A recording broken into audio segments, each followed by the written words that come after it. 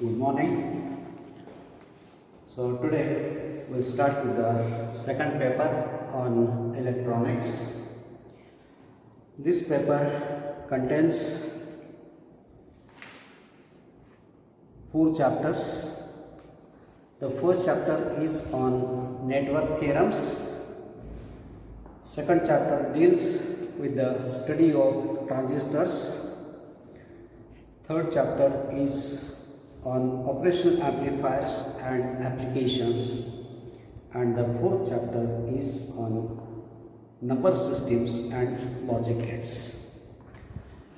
So let us start with the first chapter on network theorems.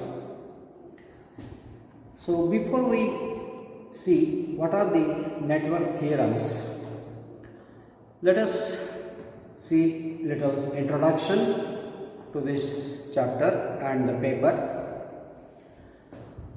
What is an electrical network? The first question arises is, what is a network?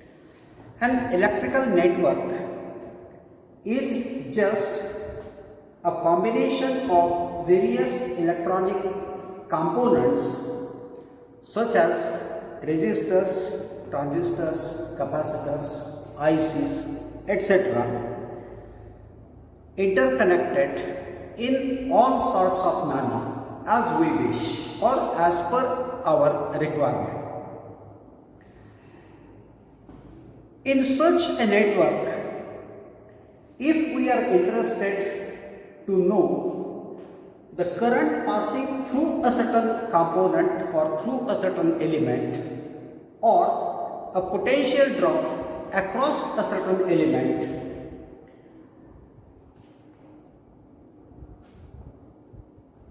we can calculate it by using the Ohm's laws and the Kirchhoff's laws, provided the given network is simple. But if the given network is very much complicated,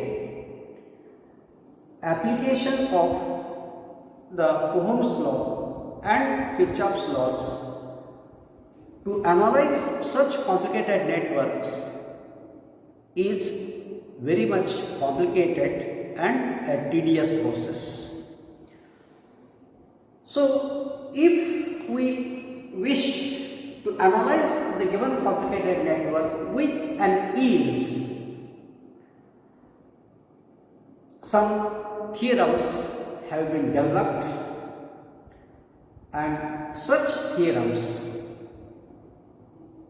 with the help of which we can simplify a given complicated network, and that is called as an equivalent circuit, such that the current passing through a certain component or the potential drop across a certain element remains same in the simplified circuit as that in the given complicated network. This is achieved by using some theorems, and such theorems are called as network theorems. Four most important theorems that we are going to study in this chapter are the Thevenin's theorem,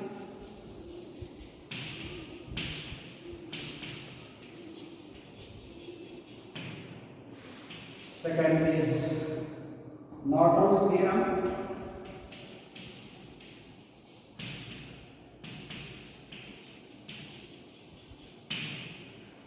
third is superposition theorem,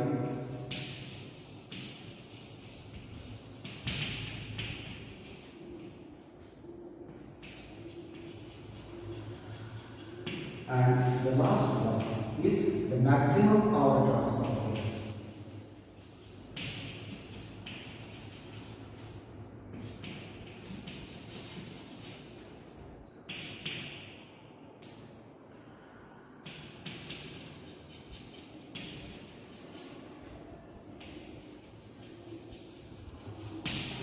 these four important theorems we are going to study in this chapter.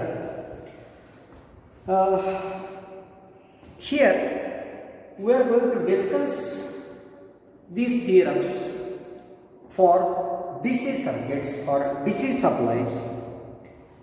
However, these theorems are also applicable for the AC circuits also or AC networks also.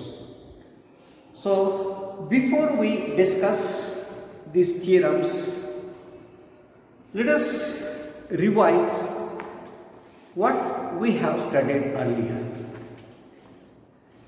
That is the revision of the Ohm's law and the Kirchhoff's laws.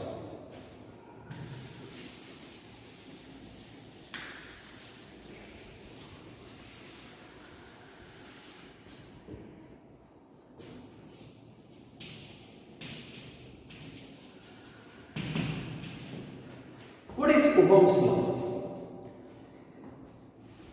You have studied the Ohm's law since long ago. If we have a certain conductor or a resistor, we can call it as, we can connect a current meter in series with the circuit and a power supply. So E is the power supply, or we can consider it to be the voltage source P. This is the current meter I and the resistance R. Now,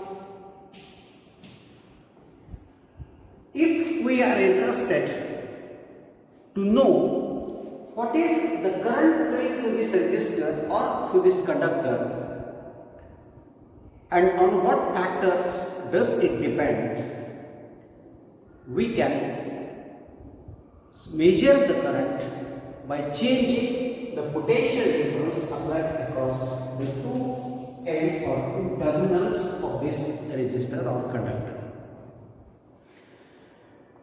Experimentally, it is observed that as we increase the potential difference applied across the two ends of this resistor, the current I flowing through the resistor also go on increasing, and there is found to be the linear relationship between the applied potential difference and the current I flowing through this resistor or conductor.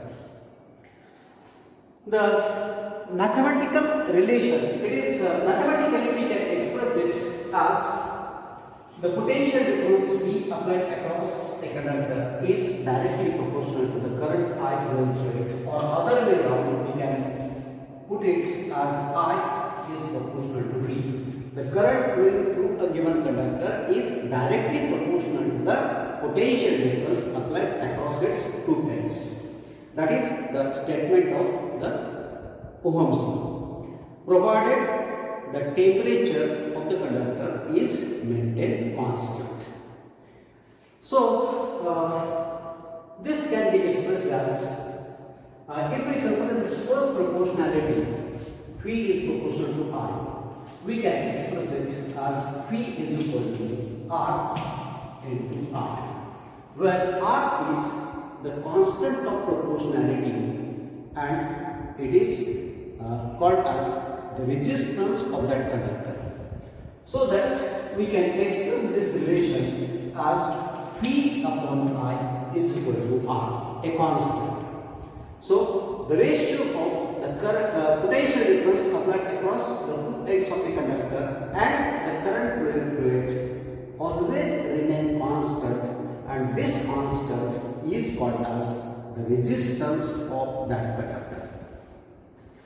So, here we can represent the variation in the current flowing through a conductor with the applied potential difference across its two ends graphically. So, since there is found to be direct proportionship between the applied potential and the current flowing through this conductor, the graph between the two parameters is a straight line. The graph between the current and potential difference across the two ends of the conductor is a straight line.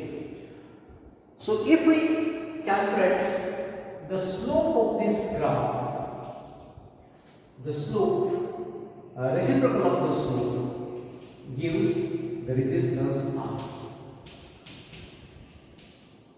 Reciprocal of the slope of this straight line graph gives us the resistance R of the given conductor. Now, this resistance R of the given conductor is found to depend on the three different parameters. The first parameter on which the resistance depends is the material of the conductor. The first parameter on which the resistance of the conductor depends is the material. Then the second parameter on which the resistance of the conductor depends is the length of the conductor. Length of the conductor L. And the third parameter on which the resistance of the conductor depends is the cross-sectional area.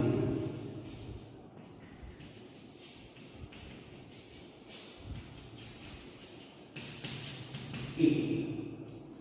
So on these three parameters, the resistance of the conductor depends. Now, we can study the dependence of the resistance of the conductor on these three parameters, either by changing the material, by changing the length of the conductor, and by changing the cross-sectional area of the given conductor. As well, the temperature of the conductor also plays a great role in determining the resistance of the conductor. If the temperature of a conductor is maintained constant, if the temperature of a conductor is maintained fixed or constant, also the material of the conductor is also kept fixed, then it is observed that the resistance of a conductor depends on these two parameters, the length of the conductor and the cross-sectional area of the conductor. And experimentally, it is observed that the resistance R of a conductor is directly proportional to the length of the conductor, and it is found to be inversely proportional to the area of the cross-sectional area of the conductor. So if we curve these two proportionalities, we can express it as R is proportional to L upon A. Or if we use the constant of proportionality here, we can express it as R is equal to rho into L upon A, where rho is the property of material of the conductor and is called as resistivity.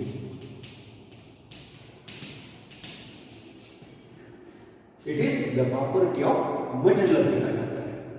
So, this resistance R is going to be equal to rho into L upon A.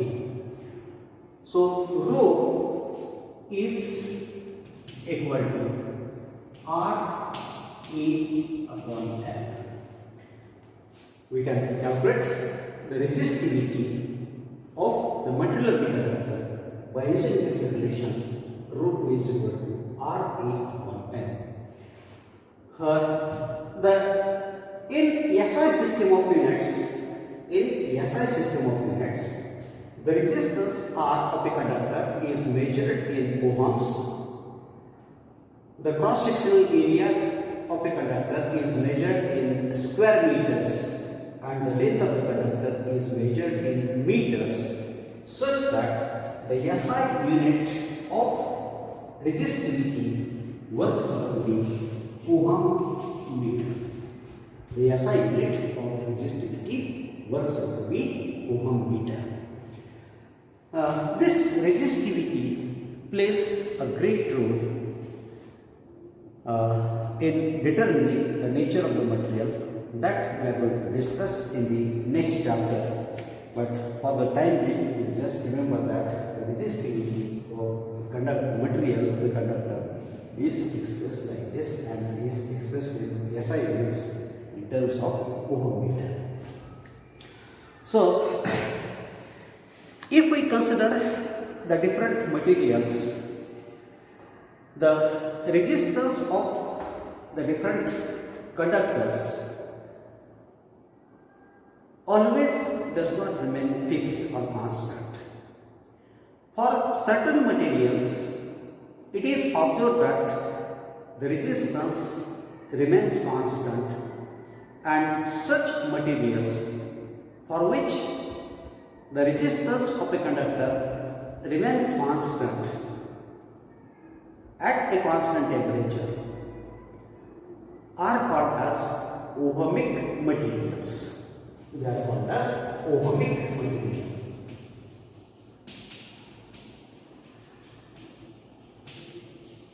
And the examples of ohmic materials are copper, aluminium, silver, etc.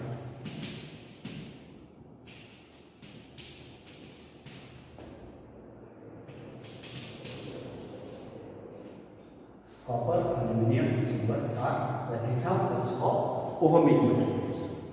Whereas for certain materials, it is observed that the resistance does not remain constant. The resistance does not remain constant at a fixed temperature, and such materials are called as non-ohmic materials.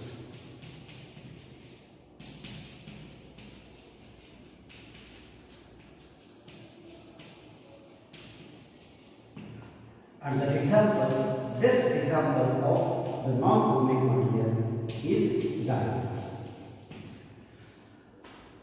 If we plot the graph between the current and voltage for ohmic materials, it is observed that the graph between current and voltage is a straight line. Whereas for non-ohmic materials, the graph between current and voltage is not a straight line, but it has a non-linear relationship between the current and voltage. So, this is the graph between I and V for ohmic materials, and this is the graph between I and V for non-ohmic materials. So, this is the main characteristic of the ohmic materials and non-ohmic materials. So, that is about the Ohm's law. Then next we shall discuss is the network terminology.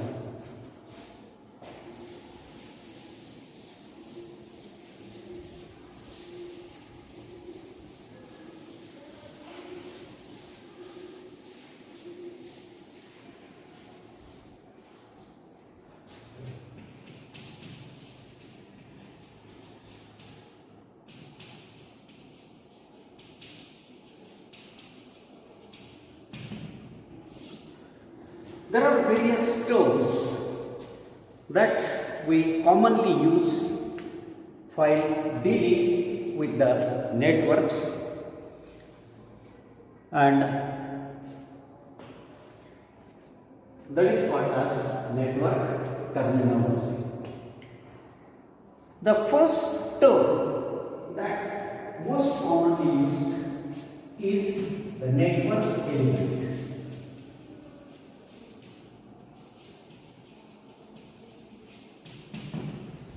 What is network element?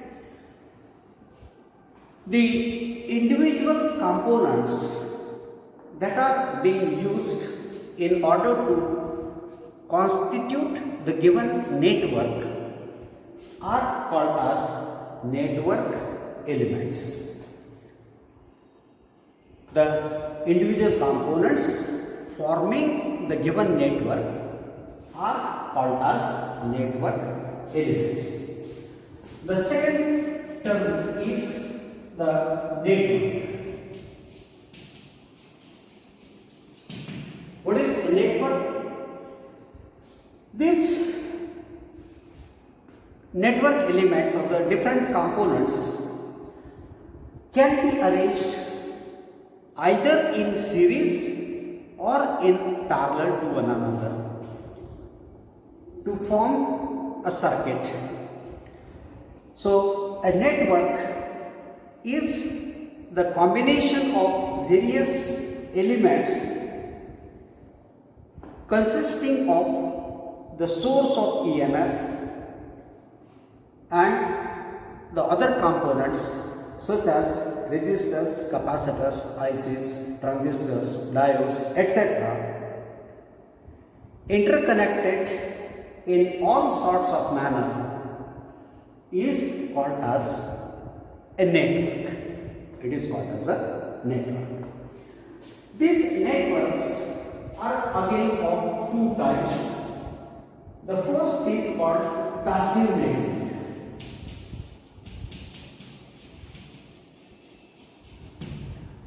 What is a passive network? A network that contains the circuit elements without a source of EMF. A passive network is a network that contains only circuit elements without a source of EMF is called as a passive network. Then the next is active network.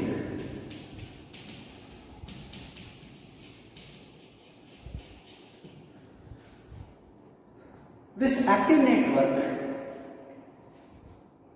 is a network that contains the circuit elements along with the source of EMF is called as an active network.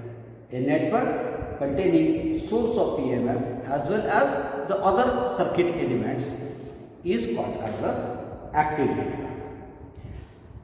Then the next term is linear circuit.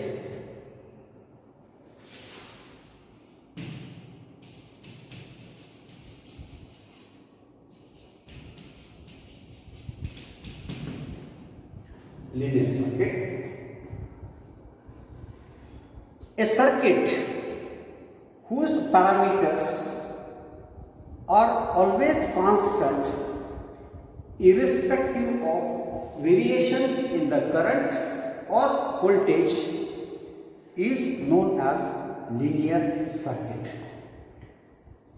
A circuit whose parameters always remain constant irrespective of variations in the current or voltage is known as a linear network or linear circuit. The current passing through each element of such a circuit is found to be directly proportional to the applied voltage across it. In such linear network or linear circuit, the current flowing through a certain component is found to be directly proportional to the potential difference applied across its two ends or two terminals. So that is a linear circuit or linear network. Then we have bilateral network or bilateral circuit.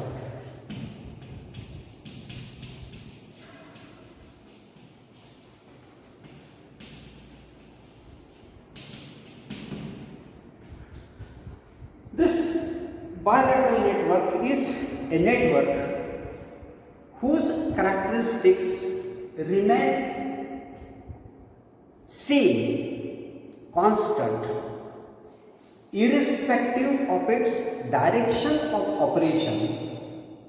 Irrespective of its direction of operation is called as a bilateral network.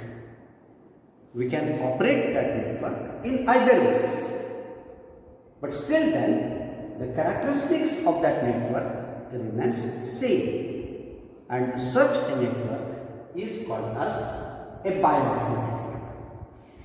And if the current passing through, a circuit whose characteristics changes, if we change the direction of operation of such network, is called as a unilateral network. Is called as a unilateral network. So, if the characteristics of the network depend on the direction of operation of that network, such a network is called as unilateral network. And if the characteristics of the network are independent of the direction of operation of the network, is called as a bilateral network or bilateral circuit. Then the next term is the branch. Branch. What is the branch of a network? A group of elements usually connected in series and having two terminals is called as a branch. A group of elements usually connected in series and having two terminals is called as a branch. Then the next term is the mesh or loop.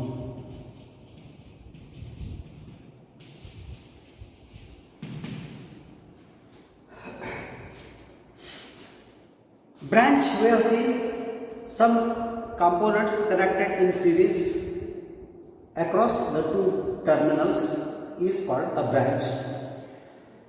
And if we arrange such number of branches in order to form a closed circuit, is called as a mesh or a loop. In such a circuit, if we start from a certain point, traversing through the different components, if we arrive back at the same point, at the starting point itself, after traversing different branches of that circuit, if we return back to the starting point, the path traced or path followed is called as a mesh or a loop.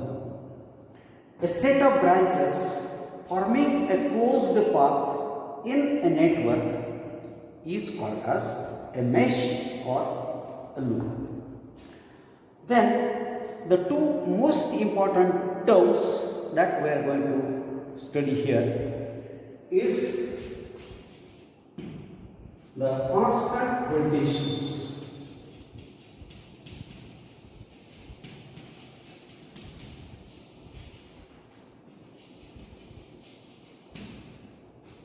What is a constant voltage source? An ideal voltage source is one whose terminal voltage remains always constant irrespective of the current drawn from it.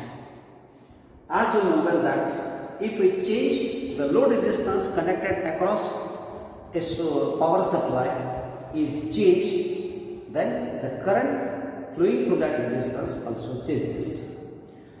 So, if the load resistance is increased, the current decreases. If the load resistance is decreased, the current drawn from the source increases. So when the current drawn by the load resistance is changed, and if even then the terminal potential difference of that power supply remains same irrespective of what is the load connected across it, such a voltage source is called as a constant voltage source. And this constant voltage source is symbolically represented like this. A constant, the symbolic representation for a constant voltage source is like this. This is not N, this is the sign, remember. And the last term is the constant current source.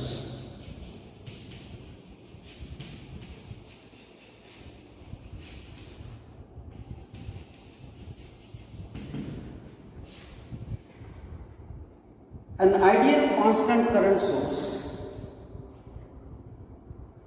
is one which can deliver a constant amount of current independent of the resistance connected across its terminals is called as a constant current source. Whatever may be the load resistance connected across that source, the current supplied by the source, if remains same, constant, irrespective of the load resistance connected across it, is called as a constant current source. And symbolically, such a constant current source is represented by this symbol. And an encircled arrow is used to represent the constant current source. The direction of the arrow represents the direction of flow of conventional current. This arrow represents the direction of flow of conventional current. This constant current source is found to have very high internal impedance or internal resistance in comparison with the value of load resistance connected across it. And such a source is called as a constant current source. Whereas for a constant voltage source, the internal impedance or internal resistance is very low in comparison with the value of load resistance connected across it. So that is about this network terminology, the various terms that we are going to use on many a number of occasions while studying this paper on electronics. So next we want to discuss is the Kirchhoff's laws. We are going to revise the Kirchhoff's laws that we have already studied earlier. So that we will continue in the next video.